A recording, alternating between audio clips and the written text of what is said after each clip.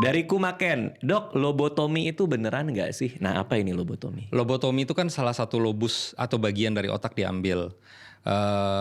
Kalau dulu tuh ada namanya tindakannya dilakukan untuk convicted atau orang-orang tahanan Terdakwa tuh. yang jahat banget dilakukan lobotomi. Jadi ada salah satu bagian otaknya yang kita rusak, jadinya dia nggak punya kemampuan inhibisi. Jadi jadi orang baik banget.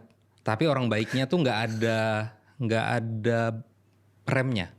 Jadi misalnya nih orang yang dilobotomi itu kalau dia bilang, sweater lu bagus minta dong dikasih. Oke, tunggu bentar pelan-pelan ya. Jadi lobotomi itu adalah tindakan untuk ngambil salah satu bagian otak. Dulu ya. Dengan tujuan membuat orang itu menjadi baik. Iya dulu. Nah, berarti artinya kita bicara dulu nih 1800, Iya, 1000, segituan. Oke. Itu beneran dilakukan? Beneran dilakukan. Tapi sekarang nggak boleh lagi tuh. Mereka bilangnya leukotomi dulu ya.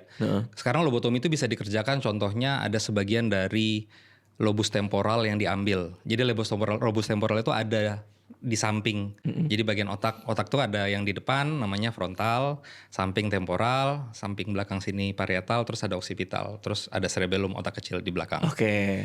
Nah, temporal ini pernah nggak dengar ada orang operasi epilepsi? Enggak pernah. Tahu saya obat biasanya. Iya, jadi kalau untuk pasien-pasien epilepsi yang mereka sudah konsumsi obat, misalnya sudah kombinasi 3 obat terus masih kejang, mereka akan dilakukan MRI terus dilihat ada nggak fokus kejangnya. Kalau ada fokus kejangnya, fokus kejang itu diambil.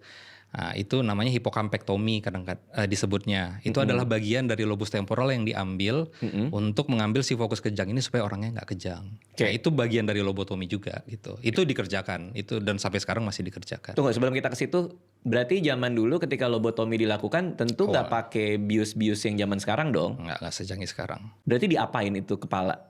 Dibuka aja gitu? Dibuka, iya. Tanpa bius? Tanpa bius. Tapi kan kita juga mengerjakan awake surgery yang operasi secara bangun itu. Oh iya.